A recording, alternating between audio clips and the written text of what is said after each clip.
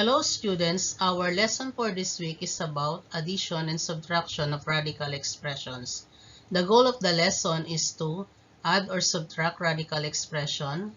Let us recall the parts of a radical expression. B, the nth root of A. B stands for the coefficient of the radical expression. Then N is the index. This symbol represents the radical sign. Then lastly, A is the radicand. Before we add and subtract radical expressions, let us practice identifying similar radicals. Let us have number 1, square root of 5, 8 square root of 5, negative 6 square root of 5. What do you think? Are they similar? Yes, they are similar. It's because they have the same radicands, which is 5, and the same indices, which is 2. Indices is the plural form of index. Number 2, 5 cube root of 7, negative 12 cube root of 7, 11 cube root of 7. Are they similar? Yes, they are also similar. It's because they have the same indices, which is 3, and the same radicands, which is 7. Next, number 3, 3 cube root of 7, negative 6 fourth root of 7, fifth root of 7. Are they similar? No, they are not similar. It's because they have different indices. The first one has the index of 3, the second one has the index of 4, and the last one has the index of 5, though they have the same radicands. Next, number 4, 9 fifth root of 7, negative 2 fifth root of 6, 4 fifth root of 11. This time, since the radicands are different, which are 7, 6, and 11, so they are not similar. Number 5, 2x fifth root of 3, negative 3 fifth root of 3, 5x squared fifth root of 3. Are they similar? No, they are not similar. Though they have the same indices and radicands, but still they are not considered similar because they have different coefficients. The first one has the coefficient of 2x, the second one has the coefficient of negative 3, and then last has the coefficient of 5x squared.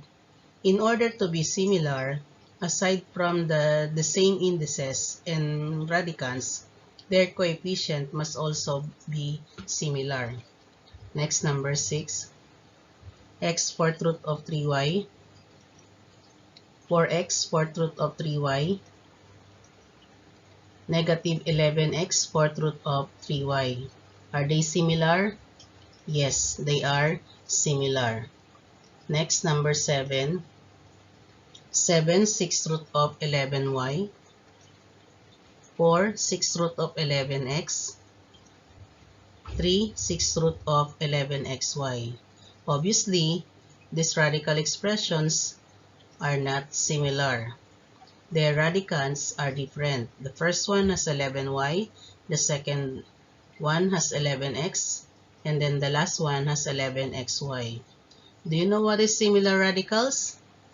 Similar radicals are radicals whose indices and radicands are the same and whose coefficients are similar.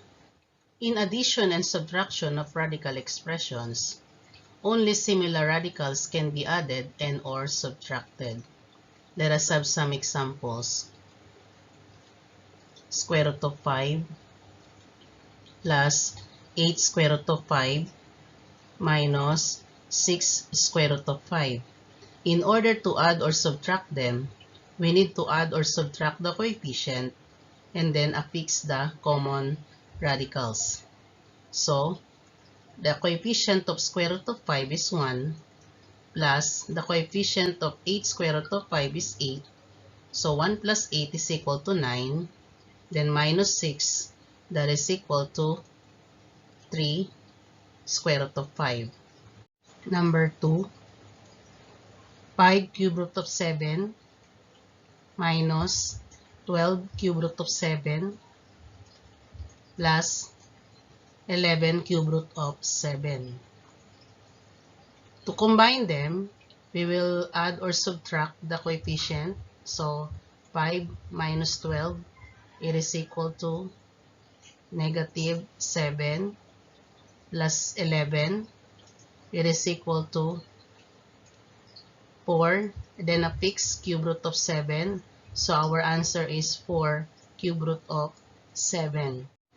Next, we have x, 4th root of 3y plus 4x, 4th root of 3y, then minus 11x, 4th root of 3y. Again, we're going to combine the coefficients. X plus 4x is equal to 5x. Then 5x minus 11x, that is equal to negative 6x. And then copy the common radicals, and that is 4th root of 3y. So our final answer is negative 6x, 4th root of 3y. Next, number 4. 4 square root of 2 plus square root of 2 plus square root of 3 minus 5 square root of 3. If we observe them, they are not all similar. However, we have two pairs of similar radicals here. The first pair is 4 square root of 2 and square root of 2. And then the second pair is square root of 3 minus 5 square root of 3. In this case, we will combine only those similar. So, let us combine the first pair, 4 square root of 2 plus square root of 2, that is equal to 5 square root of 2. Then, we will combine the second pair, square root of 3 minus 5 square root of 3, that is equal to negative 4 square root of 3. So, our final answer is a binomial, which is 5 square root of 2 minus 4 square root of 3. Number 5, 15 fourth root of 6x minus x fourth root of 3y minus 6 fourth root of 6x. Here, the similar are the first radicals and the last radical.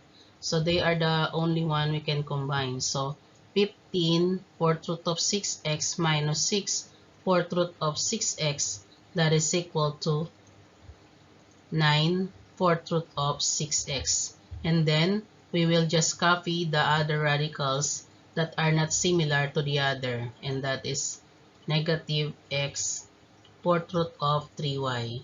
So our final answer is 9 fourth root of 6x minus x fourth root of 3y.